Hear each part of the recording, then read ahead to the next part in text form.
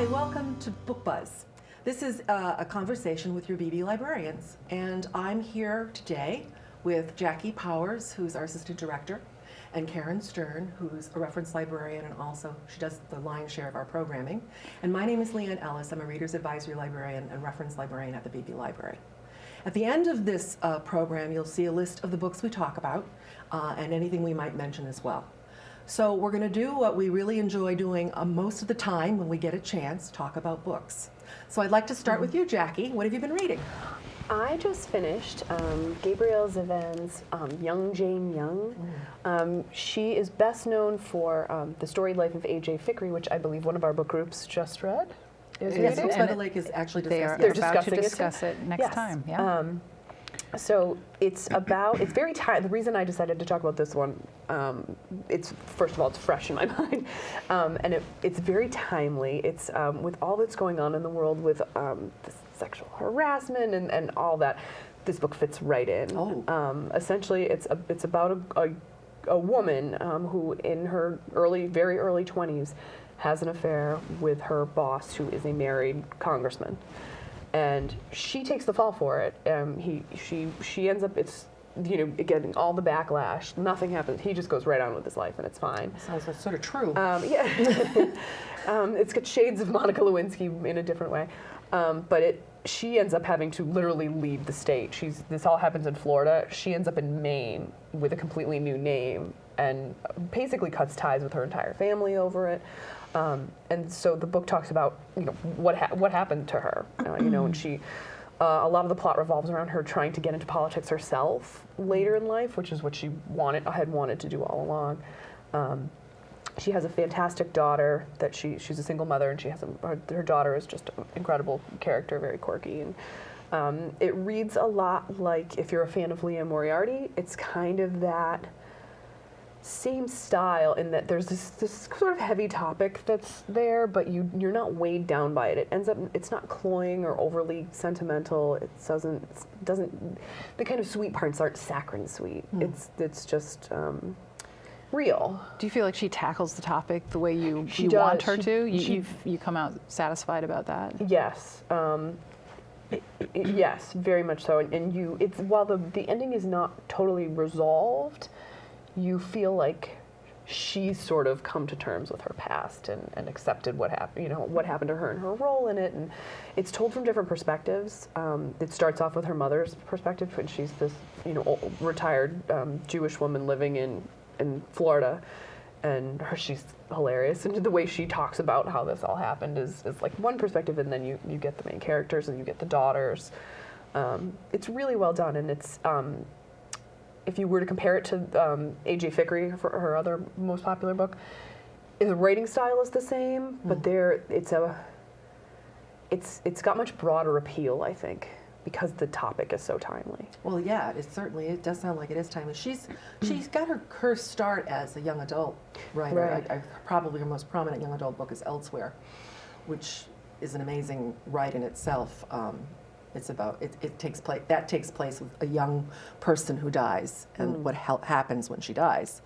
But what I always remember after reading that book thinking is that she's got a deft sense of dialogue. Yes. She's able to push the story very well through that, and she does the same thing in Fikry, I think. Yeah, I think that's. I've only read Fikry, but I just read it as well, and it's It's like you said, she has a light touch, which makes it easy to deal with some of the more difficult issues. So. Yeah, it's light, but it's not manipulative. No. And I think that's a very high standard that you want a writer to have. I mean, and that's what Liam Moriarty, truly excels at. That's where she shines, and this is very reminiscent of that. Oh, good. Well, that goes on my list. Yes, I'd highly recommend it. Yeah, terrific. It's a good read. Now, for something a little different, Karen, I know you've been reading some interesting I have. It is popular a fiction, little different, but it's also timely, you could say. I'm actually going to talk about two books which have similar themes, but are very different in style. So the first one is called American War by Omar El-Akkad, and the second one is called The End We Start From by Megan Hunter. The first one is quite a good-sized book. The second one, Hunter, is, as you can see, a slim volume. And so the differences in style kind of start right there. But both of them, what they have in common is the fact that they are both what I guess people are starting to call cli-fi. Have you heard about cli-fi? Cli-fi. No, it's new. Oh. It's climate. It's things to do with climate fiction. So I mean, and I don't want to go too far into that because that is really just the backdrop for.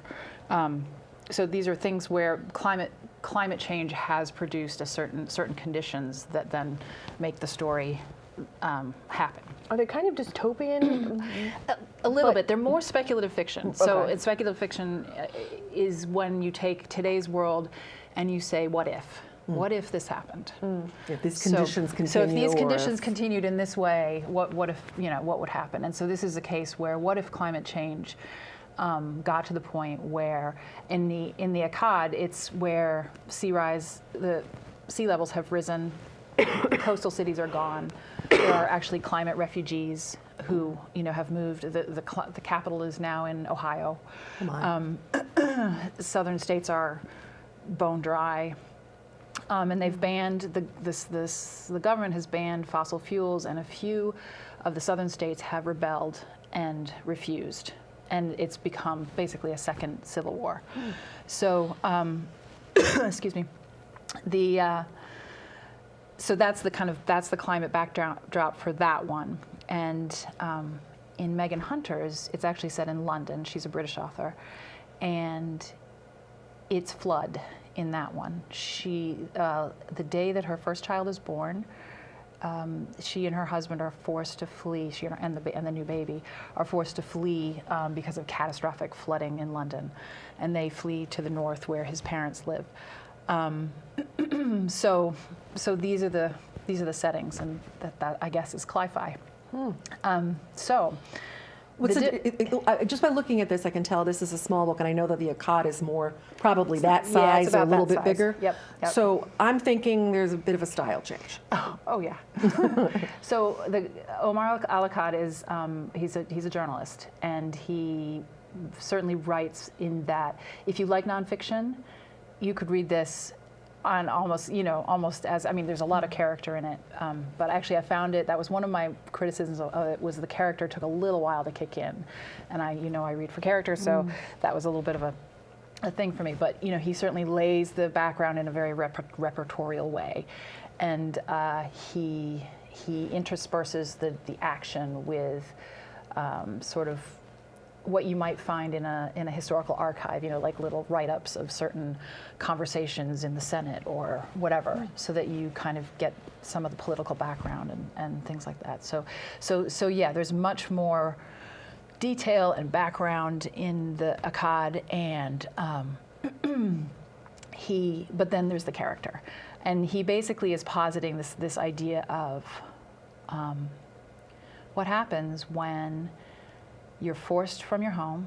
You think about places like Afghanistan, you think about Syria, you think about many of the African countries that have wars and the refugees that happen. You don't think about it happening here, so he puts it here, right here at home, and it's totally believable. And he says, what happens when a family loses their father and is forced to flee their home, ends up in a refugee camp at the border of Tennessee, like just thinking that, right? A refugee camp on the border of Tennessee. And this young girl, very smart young girl, who is essentially turned into a terrorist because of the conditions. She's a Southerner, and she. Because people who grow up in the United States and have lived here all our lives, we're very blessed. We don't understand that concept. So this gives us an opportunity to put the others' shoes on. Yeah, completely. It gives you a real chance, and he takes you through the whole. She's 6 when it starts, and it takes you through this whole move to the flight to that ends up in the refugee camp, and her relationships with her family, and how she gradually becomes this mysterious character who arrives and sort of turns her into what she becomes. So I'll leave it at that. And then I'll tell you that this one's completely different. This one, meaning the end we start from again, is in the form of a diary. So imagine now imagine you're a young parent, your first time parent. You've never, you're experiencing this whole new world just because you've had a baby, and you're swept from your home. And as anyone who's ever had a baby knows, you're very, very involved with the minutia of life. Like, you have nothing to focus. You can't focus on anything except like when the next diaper needs to be changed, the next feeding. You're like, oh, I need to eat at Yes. some point. Yes. And so does the baby. And, and so everything in this book is told. It's almost diary entries. Beautiful. She's a poet, the author. So they're these beautifully crafted short entries, as if that's all she has time to write, because she's fleeing, she's taking care of a child, she's, and the relationships are between her and her family are central. But it's told from that it's instead of the Akkad, which is this big palette, this is very, very personal and kind of broad brush, because it can only be done here and there, and in these diary entries, it's this weird combination of personal and big and sparse. And would you say that it's more introspective? Yes, absolutely. Commenting more on what's happening to them personally rather than the world at large. But you can't escape the world at large when you're in that situation. No, you're absolutely right. It's absolutely more personal, but at the same time, it's not navel gazing in any way at all. It's much more like if you're writing, how I never kept a diary, but if you've ever kept a diary, a lot of people who do it, it's journals. It's just literally what happened today. So it's oddly removed from the intense emotions that she must have been going through, because what happens, and without giving too much away, is one by one her family starts to be taken away for different reasons. And so this happens in these little, you just dip in and then you're gone for a day or two, and then you dip in again and something else has happened. And so it's really interesting, really beautifully done. It reminds me of Otsuka's Buddha in the Attic. Do you remember that one? Yes, and that's another little tiny gem. Yeah. And that's little bits and pieces, right? It's little bits and pieces of people's stories, and they're just short, and they're very beautifully written, poetic, and they give you this kind of impressionistic piece, and that's a little bit what this is like. Right. And it's interesting because when she's writing like that, my impression is that the emotion is something that you get because it is so diurnal, so everyday. You know what I mean? You don't expect to be affected by it, but you are. Exactly. It's not like she's writing out, I feel horrified or scared or terrified, but you know that she must be, and you feel these basic relationships being torn from her. It almost gives you the opportunity to feel, to be more empathetic, because she's not telling you how she feels. Yes, exactly. So you can put yourself in her shoes in a way, shoes. and I think that's what she probably set out to do. And the author, I've heard her interviewed, and she said she set out to do something, different, and that was part of her reason for writing the book, because she wanted it to not be your average read, and it isn't. But Was this a first for her? It's a first novel. She's published poetry, and I think maybe some other stuff, but as far as novels go, yeah. And when you've been talking about both those books, it reminded me of the Station 11. That's the Emily Mandel. That's where I was going, and I couldn't think of what I was thinking. And that certainly is more developed than this one. in the sense that there's It's more somewhere narrative between the two. continuity. Yeah, but it's somewhere between the two. And throughout the thing, one of the things I loved about that was the way she uses the Shakespeare play to sort of tie certain thematic things together and sort of amplify characters. But it's that same, because it's here, I mean, you can certainly read stories about, refugees in Sudan and wherever, and you can try and empathize with them, but there's still a remove. I mean, it's not happening here. And when you read something that just conceivably could happen here, it's a whole different. And even this being in London, it's still very Western world. It's what we're used to. It feels like it could be here too. Yeah. I mean, I think the wars, for us being such a big country, isolated, it's easy for all that to become an abstract, and these books bring it home in a way that We do that. I mean, even for people, that live in other parts of the country, it's easy to be like, well, that's happening in Texas. Right. Right. No, that's very true. That's very, very true. I think we all tend to do that. It can't happen to us. It can't It's happen different here. here, yeah. It's Right. something that I think we need to revisit and rethink that thought. Could it happen in Prague? It could happen in Prague. It did happen in Prague. No, yes, and obviously you're pointing to my book by Bradford Morrow called The Prague Sonata. Nice segue. Yes, this book it looks like a hefty volume, and it has. It's a lot of pages. But what I enjoyed about it was the fact that the slow burn, and I think I talked to you early on when I first started it, because it's about a music manuscript and who owns it and where it came from and who wrote it.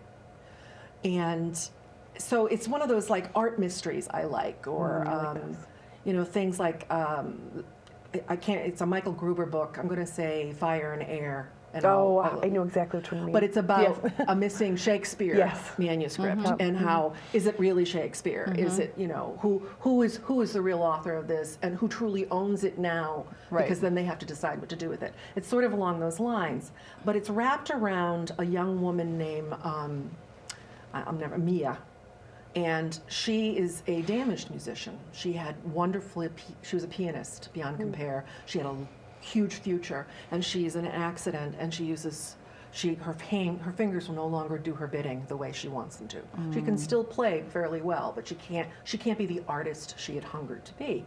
So she ends up being bequeathed this piece of paper, which is a third of a music manuscript. And she's told by the old woman who gives it to her that this is one part of 3 pieces that my best friend gave me in Prague when the Nazis took over Prague and she was running for her life. She gave the other half to someone else. I think it was her husband, who was in the underground, and then she gave it to me, and I obviously ended up in the United States because this is New York City and Queens when she meets her. Is this modern day then? This is modern day going back and forth through time, so it's like parallel. Right. Which always intrigues me. And Morrow does a very good job with that. I think he's able to take you to time and place and switch it up. So Mia is fascinated by this because she's become a musicologist. Part of her studying and her passion now is to figure out where things came from, or is this really truly, Mozart or whatever. So she decides she needs to try to see if this woman who originally gave it, Tilly, is alive. I can't say it properly, so I'm not going to say her really true name. I don't want to butcher it. But she goes to Prague and she starts this investigation, and she meets people that help her, and she meets people that hinder her, and she struggles with a relationship. She lives back in New York. There's a lot of things going on, but it's told very well. But what really, really got me was how the historical implications of why she has to break up this manuscript and why she has it in the first place slowly unfolds like a flower. So in the beginning, I'm a little, restive about it. Like, well, I want it to pick up, but it pays off by the time you hit page 100, and you're like, okay, now I get it. I know why you're going. So you have to give it about a solid 100. I would say give it a solid 100 pages, and then you're hooked. Beautifully done. I know more about Prague than I ever thought I wanted to know, because it's just never been on my radar. And I have to say, it sounds like it's a stunningly beautiful city with an amazing history. Place as a character? Place as a character, without a doubt. I would say that this book wasn't as good as, but this is a high bar, Donna Tartt's Goldfinch. Right, yeah, that's what it was making me think of. Because so of the you way would art compare them, plays, though. the importance of art in our life, whether it's music, it's art, it's literary or whatever, is such a huge part of this book, and why she's driven, but also how she feels she needs to find out if she can get these 3 pieces of the manuscript, bring it to the person who it belongs to, truly belongs to, and somehow figure out who is the true author of it. And she has an inkling from the very beginning. and they don't say it. Like, that's part of why you start to read. Well, who do you think it is? Gosh darn it, I need to know. Right. And then you're starting to figure it out because they're saying, well, it could be so-and-so, it could be so-and-so, it could be so-and-so. So, I mean, it was really a terrific read. So it's got pace. It's got feels like pace. once after that 100 pages, you Exactly. get in. So it's got place, it's got very good character development.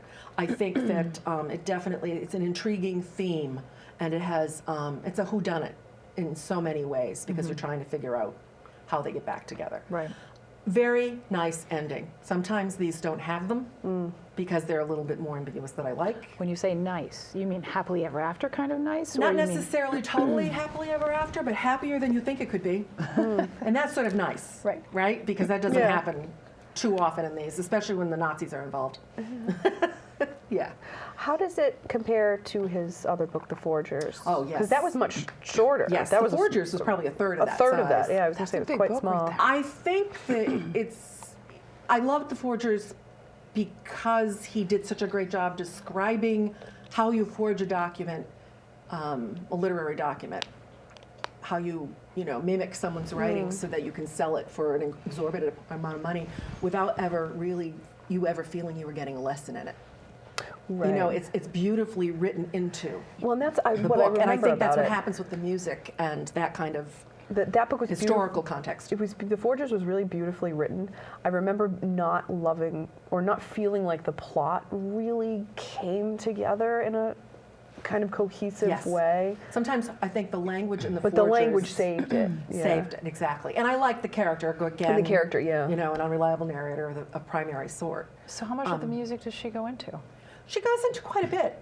I mean, she explains things in a way that I certainly, not having a musical background, now you might get it because I knew you had that, but she talks about things and why she anticipated the next part of the music to be such and such, and a rondo and this and that, and she used terms that I now understand a bit more. And so how does that compare to, say, the Mitch album and his, Magic use Strings of Frankie Presto. The Magic Strings of Frankie Presto, which is all about Yes. told from the perspective of music, actually. That's true. The god, as is sort It's of the true. god of music. Absolutely true. I would say that this is done in a more subtler hand. Album tends to be very obvious and repetitive. And manipulative. Right. Whereas he introduces these elements and weaves them into the narrative in a way where you're enjoying it, you're learning from it, but you're not feeling what's the term? Manipulated. Yeah. Yes. Shall we say it again? Yeah, Yes. exactly, exactly. So that's, the Prague Sonata by Bradford Morrow. And again, The Forgers is a great book too. I would go back there without a doubt and read anything by him. And it's been 3 years since he wrote that. Yeah, it's one of I the was gonna say, reasons it's I been quite a really while. wanted this one because I enjoyed the first one so much. I've had a lot of time lately to think about what I like to read and why.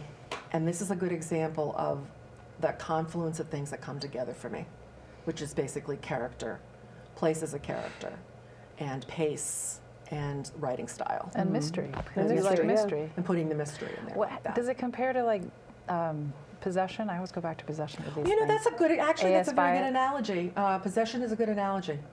Because that's done with diaries and letters, and it's historical, but it's also present day and the past, and Right. you're going back and Right. forth, and they're trying to figure out a mystery about that, the people Yeah. in the present. So yes, absolutely. So you like it for that reason as well. But Byatt is very literary. Is he that? Yes. kind He's of quite literary, level? he's quite Okay, literary. he's that level. I found, I didn't realize this when I read The Forgers. I probably just didn't retain the information, but he's a teacher at a major university, and this is what he teaches. Okay. So it was very good. But on a lighter note, I get to read the latest Ivanovich, which was I read it too. Yep. Yes, in about 2 days.